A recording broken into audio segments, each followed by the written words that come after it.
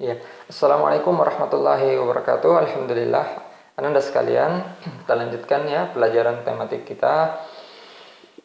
Kita telah menyelesaikan tema yang ketiga dan sekarang kita masuki tema yang keempat, tema baru, sehat itu penting. Baik, Ananda sekalian, sebelum belajar siapkan dulu buku tema 4-nya. Ya, siapkan buku tema 4-nya atau kalau belum punya bisa download di internet. Ketik di Google buku tema 4 kelas 5. Oke. Kita baca dulu ya paragraf. Sebelum kita baca kita berdoa dulu. Masing-masing di rumahnya berdoa. Mudah-mudahan pelajaran kita dimudahkan dan bermanfaat nantinya. Berdoa dimulai. Rabbi zidni ilman warzuqni fahman. Baik, Ananda sekalian, kita baca dulu ya paragraf. Ada 2 paragraf di halaman 2, nanti Ustaz terangkan. Baik, kita baca. Mengalirnya darah di dalam tubuh disebut sistem peredaran darah. Sistem peredaran darah dalam tubuh ada 2, yaitu peredaran darah kecil dan peredaran darah besar. Sistem peredaran darah kecil yaitu darah mengalir dari bilik kanan menuju paru-paru melalui arteri pulmonalis. Dalam paru-paru terjadi pertukaran darah yang banyak mengandung karbon dioksida dengan darah yang banyak mengandung oksigen. Darah yang banyak mengandung O2 atau oksigen kembali ke jantung melalui vena pulmonalis. Nah, saya rasa banyak istilah-istilah baru ya yang Anda temukan di sini. Intinya adalah sistem peredaran darah kecil itu adalah dari jantung darah yang mengandung banyak karbon dioksida itu dialirkan ke paru-paru untuk ditukar menjadi oksigen. Nah, setelah ditukar nanti oksigen, akhirnya darah kaya akan oksigen, kemudian dialirkan lagi ke jantung. Ya, jadi jantung ke paru-paru, paru-paru ke jantung. Itu adalah sistem peredaran darah kecil. Oke? Nah, paragraf kedua. Sistem peredaran darah besar, yaitu darah yang banyak mengandung oksigen, mengalir dari bilik kiri jantung ke seluruh tubuh, kecuali paru-paru, melalui arteri besar, aorta. Selanjutnya terjadi pertukaran darah yang banyak mengandung oksigen dengan darah yang banyak mengandung karbon dioksida di seluruh tubuh. Darah yang banyak mengandung karbon dioksida kembali ke jantung melalui vena ke serambi kanan. Sistem peredaran darah, nah itu ya. Jadi sistem peredaran darah besar, darah yang mengandung banyak oksigen dialirkan ke seluruh tubuh, ke tangan, ke kaki, ke betis, ke paha, ke lengan, ke kepala, semua dialirkan ke situ. Darah yang mengandung banyak oksigen. Setelah sampai ke tempat-tempat tersebut ditukar dengan karbon dioksida, ya. Dengan karbon dioksida. Akhirnya nanti darah setelah sampai ke organ-organ itu nantinya darah mengandung banyak karbon dioksida. Nah, setelah mengandung banyak karbon dioksida itu dikembalikan ke jantung. Kemudian nanti jantung memompanya kembali ke paru-paru untuk ditukar dengan oksigen. Nah, jadi sistem peredaran darah besar adalah dari jantung ke seluruh organ yang ada di tubuh, kemudian kembali ke jantung. Itu adalah sistem peredaran darah besar. Nah, karena ini gambarnya kurang menarik, saya beri coba gambar yang lebih nyata. Coba perhatikan ini Anda. Nah, ini saya ambil gambar di internet. Nah, saya jelaskan kembali. Ini jantung, ya. Ini yang merah ini adalah jantung. Kemudian ini paru-paru. Bisa kelihatan paru-paru? Iya. Ini paru-paru 2. Kemudian ini adalah saluran peredaran darah atau kita sebut dengan pembuluh darah. Ini adalah pembuluh darah. Ini pembuluh darah. Seluruh organ tubuh, ada yang ke kepala, ada yang ke kaki, ya. Baik. Sistem peredaran darah kecil adalah dari jantung, ya, dari jantung ke paru-paru. Dari jantung ke paru-paru untuk mengambil oksigen. Jadi kalau kita menghirup udara, bernapas, kan masuk oksigen ya. Itu dijemput oleh darah yang ambil nantinya. Jadi kan masuk ke sini bronkus, bronkiolus, masuk ke alveolus. Alveolus kan nanti organ yang paling kecil di bagian paling kecil di paru-paru. Di situ banyak pembuluh darah yang menukar karbon dioksida dengan oksigen.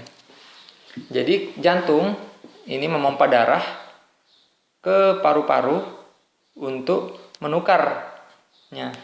Jadi nanti di darah menyerap oksigen.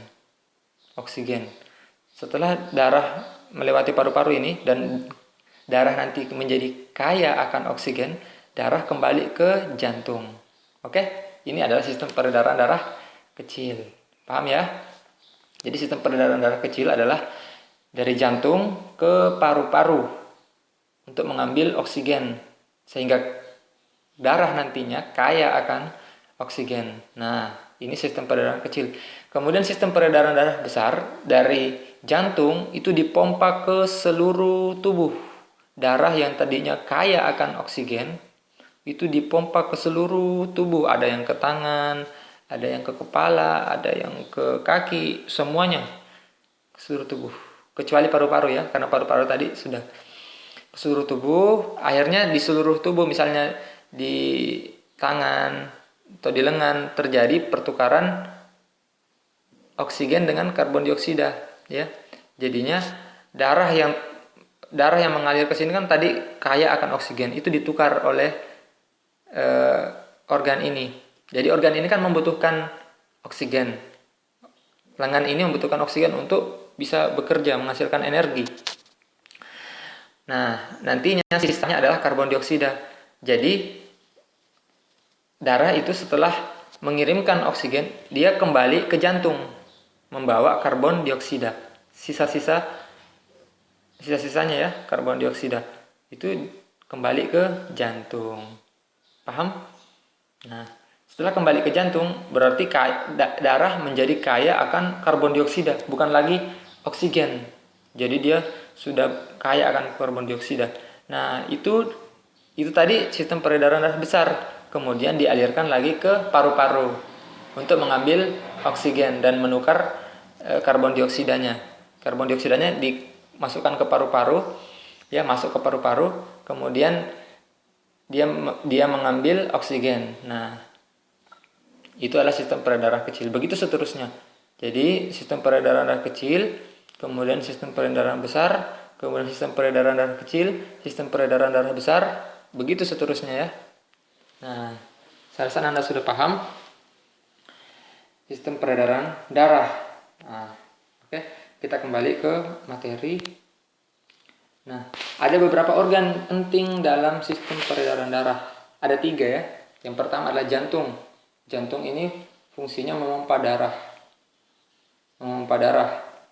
Pada sistem peredaran darah kecil, darah dipompa ke paru-paru, kemudian kembali ke jantung. Setelah itu pada sistem peredaran darah besar, darah dipompa dari jantung ke seluruh tubuh. Kemudian kembali ke jantung. Nah, ini fungsi jantung ya, memompa darah. Kemudian organ berikutnya adalah pembuluh darah. Pembuluh darah itu seperti saluran darah atau pipa-pipanya bahasa kita, atau selang-selang. Jadi dari jantung itu dipompa melalui pipa-pipa yang ada di tubuh kita ya, yang disebut dengan pembuluh darah atau tempat mengalirnya darah.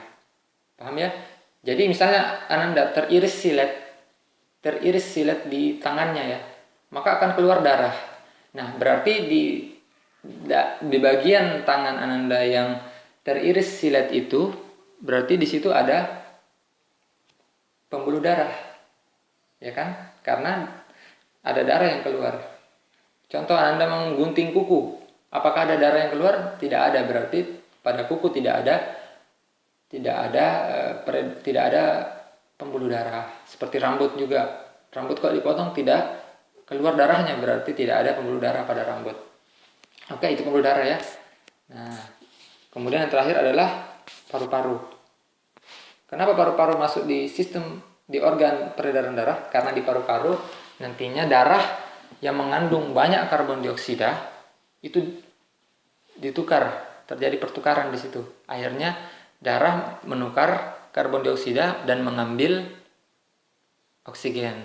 Jadi darah memberikan karbon dioksida setelah mengalir ke seluruh tubuh, membawa karbon dioksida, ya. Jadi darah mengalir ke seluruh tubuh, awalnya membawa oksigen, dan nanti setelah mengalir ke seluruh tubuh dia membawa karbon dioksida. Kemudian nanti masuk jantung dan kemudian masuk ke paru-paru. Di paru-paru nanti ditukar kembali karbon dioksida, darah memberi karbon dioksida ke paru-paru, kemudian mengambil kembali oksigen. Kemudian dialirkan lagi nanti ke seluruh tubuh. Begitu seterusnya prosesnya, ya. Nah, jadi di paru-paru ada pertukaran oksigen dan karbon dioksida. Oke, Anda sudah paham ya, saya rasa sudah 10 menit. Semoga bisa dipahami materinya. Jika ada yang tidak dipahami bisa ditanyakan, ya, atau mungkin ada sumber lain yang bisa Anda baca-baca. Silakan baca buku tema 4 ini. Saya rasa penjelasannya sudah cukup bisa menjelaskan sistem peredaran darah. Sekian, Assalamualaikum warahmatullahi wabarakatuh.